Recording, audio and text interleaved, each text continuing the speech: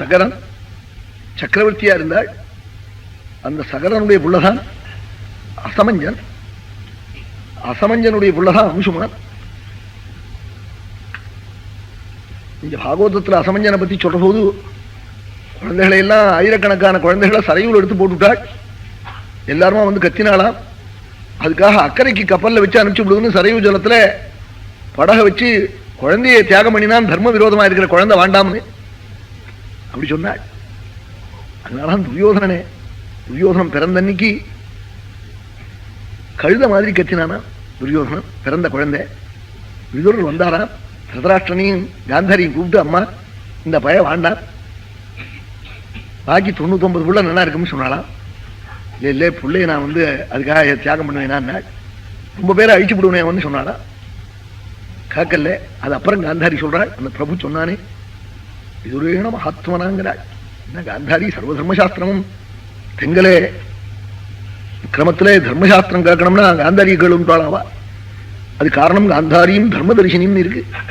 அவர் ஒரு லிஸ்ட் ஒன்று கொடுக்குறார் வியாசர் பாரதத்துல உள்ள பாத்திரங்களை பத்தி. இப்ப காந்தாரியும் தர்மதர்ஷினியும் ஒரு பதத்தை போய் போட்டாள்.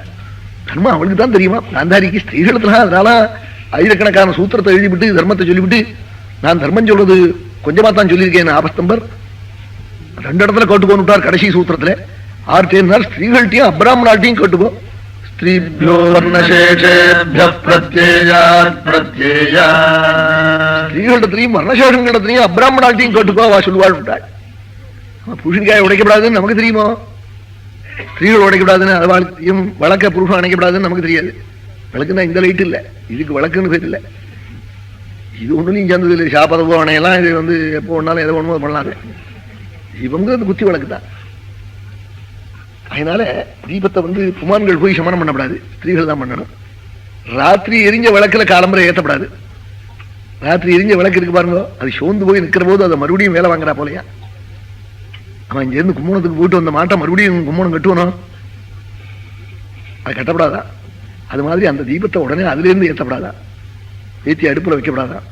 அதை ஒரு விளக்கில் ஏற்றி அந்த விளக்கிலேருந்து இன்னொன்று ஏற்றி அப்படி ஏற்றணுமா. இப்படிலாம் வந்து இதெல்லாம் வந்து ரிஷிகள் போய் சொல்லலை, அப்படி ஸ்திரீகள்கிட்டேன்னு தெரிஞ்சுக்கோன்னு. ஸ்திரீபியோ வர்ணசேஷேபிய பிரத்யேயாத்துன்னு அவள்கிட்டேன்னு தெரிஞ்சுக்கோன்னு விட்டாள். அப்படி அவளை காட்டா சொல்லுவா சில தர்மங்கள், அது அவளுக்கு தான் புரியும்.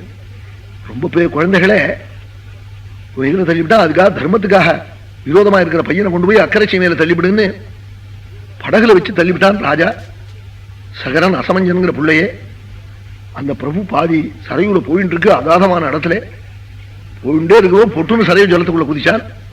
குதிச்சு என்ன பண்ணினான், தன் யோக மகிமையினாலே 10,000கணக்கான குழந்தைகளை புகுநாளா ஜலத்துல போட்ட குழந்தைகள் எல்லாரையும் கரையில கொண்டு வச்சுவிட்டு எங்க போனான்னு இன்னும் தெரியலேன்னு. யோகியாகுவான். அப்பா ஆத்த விட்டு போன்னு சொல்லணும், சொல்லி தான் சன்னியாசியா போகணும்னு பார்த்தாள்.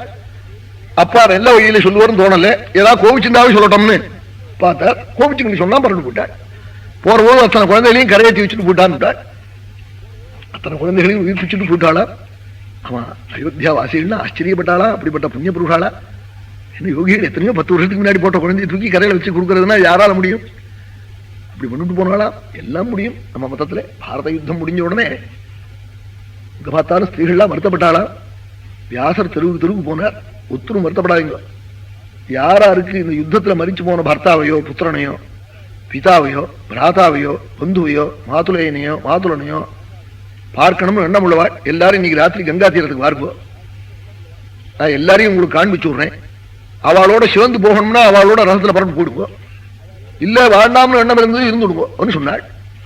எல்லாரும் இன்னைக்கு பகல் சாப்பாடு கூட சாப்பிடலையா. ராத்திரி காமிக்கிறேன்னு சொன்னதுக்காக எல்லாம் காலம்பரமா கூட அங்க போய் உட்காந்துருக்காங்க கங்கை கரையில.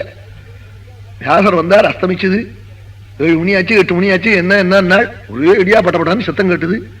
சத்தம் கேட்டா கங்கையிலிருந்து ஒரே அடியா ரதங்களும் எல்லாம். அன்னைக்கு யுத்தத்துக்கு பரப்புற அன்னைக்கு கர்ணன் என்ன கவச்சம் போட்டுன்னு போனானோ, என்ன வஸ்திரம் கட்டின்னு போனானோ, கர்ணனுடைய பத்னி எப்படி பார்த்தாளோ தன் பர்த்தாவே, ஆமா விஷசேனனை எப்படி பார்த்தாளோ கர்ண புத்திரனே, அதே மாதிரி குழந்தை கர்ணன் எல்லாரும் தேர்ல வர. எல்லாரும் வந்தா துரியோதனாதிகள்லாம் வந்தாள். எல்லாரும் என்ன பண்ணினான், அப்படியே பாஞ்சு தன் பர்த்தாவை போய் கட்டிக்கிட்டு தேரோட தேர. அவன் ரொம்ப பேர்கள் கூடவே போட்டாலாம் பந்துக்களோட. சில பேர்கள் வாடினா நாங்க இங்க இருக்கோம் விட்டாலாம்.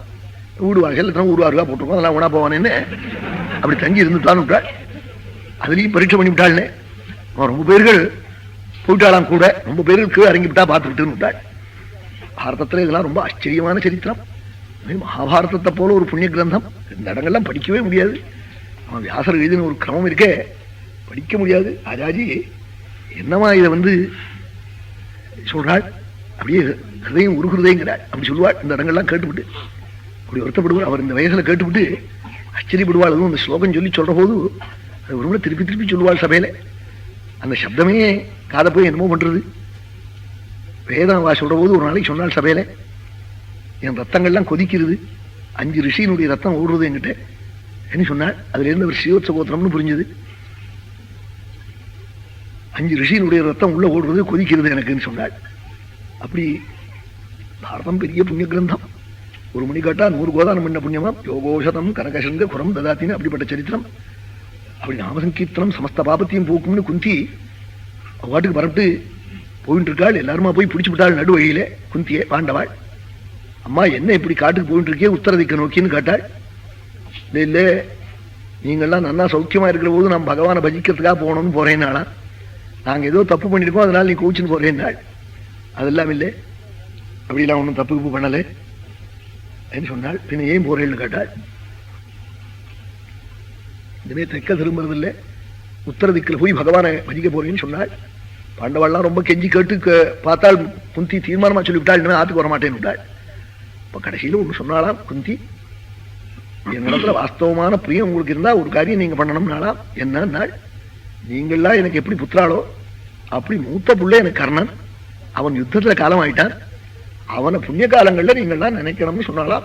கர்ணம் ஸ்மரேதா சததம் சங்கிராமேஸ்வபலாயினம் சொன்னாள். அம்மா ஸ்மரிக்கணும்னா என்ன பண்ணணும்னு கேட்டாள். இப்ப குந்தி சொன்னாலாம், தன்னிமித்தம் மகாபாஹோ தானம் தத்யாஸ்த்வமுத்தமம். ஏகாதசி துவாதசி பௌர்ணமி அமாவாசிய சங்கிரமணம் யதிபாதம் முதலிய புண்ணிய காலங்கள்ல கர்ணப்பிரியதாம் கர்ணப்பிரியதாம்னு உத்தம தானம் என்னென்ன கோதானம் பூதானம் கிரகதானம் கன்னிகாதானம் உண்டோ அதெல்லாத்தையும் என் குழந்தை கர்ணன் பசிக்காம இருக்கணும் பரலோகத்திலேருந்து நீங்க பண்ணணும் நாளா. தன்னிமித்தம் மகாபாஹோ தானம் தத்யாஸ்த்வமுத்தமம். பரலோகத்தை நம்பின மதம் நம்ம மதம். இப்படி சொன்னாள். அம்மா சொன்னான்னு பண்ணினாலாம் தானம் கர்ணனுக்காக. ஆமா அம்மா பரட்டு போயிட்டாள், வரல அப்புறம் அதுக்கு வரமாட்டேன்னு விட்டாள். அவன் இனிமே பகவானை பஜிக்காம இருப்பேனாஞ்சேன்னு விட்டாள். அப்படி நம்ம தேசத்துல ஈஸ்வரனையும் பரலோகத்தையும் நேர கண்ணால கண்டதாக நினைச்சுக்கிற வழக்கம். நம்பித்தானே டிக்கெட் வாங்கிட்டு பட்னம் போறோம், பட்டணம்னு ஒரு ஊர் இருக்குன்னு ரயில் ஏறிக்கிண்டு அப்படி நம்பின தேசம். அது மாதிரி எப்படி திருஷ்டமான ஸ்தலங்களே நாம் அதுல ஒன்றும் அவிஸ்வாசம் நமக்கு ஏற்படலையோ அந்த ஸ்தலங்கள்ல, அது மாதிரி பரலோகத்துல ஒரு விசுவாசம் நம்ம பெரியவாளுக்கெல்லாம் அப்படி இருந்தது. நல்லா இருந்தது, தேசமும் நல்லா இருந்தது, குடும்பமும் நல்லா இருந்தது, தனிப்பட்ட மனுஷாலும் நல்லா வாழ்ந்தாள், ஒரு குறவு இல்லாமல் இருந்தாள். இப்ப எல்லாம் தேசமும் கோளாரா போயிடுது, குடும்பமும் கோளாரா இருக்கு, தனிப்பட்ட மனுஷனுடைய சித்தமும் குளறி கிடக்கு. இந்த குளரெல்லாம் நிவர்த்தி ஆகணும். அது பகவான் அனுகிரகணும். சுவாமி எல்லாரும் அப்படி எப்படி பிரார்த்திக்கணும், தேசம் நன்னா ஆகணும்னு. லோகா சமஸ்தா சுகினோ பவந்துன்னு. இப்ப எல்லாரும் நன்னா இருந்தாதான் நாம் நன்னா இருக்க முடியும். அவன் எல்லாரும் நன்னா இருக்கணும். இல்லைன்னா நாம் மட்டும் நம்ம தெருவில் மட்டும் நெல் இருந்தது சாப்பிட்டு விட முடியுமா? எல்லாரும் க்ஷேமமா இருக்கணும்னா பிரார்த்திக்கணும்.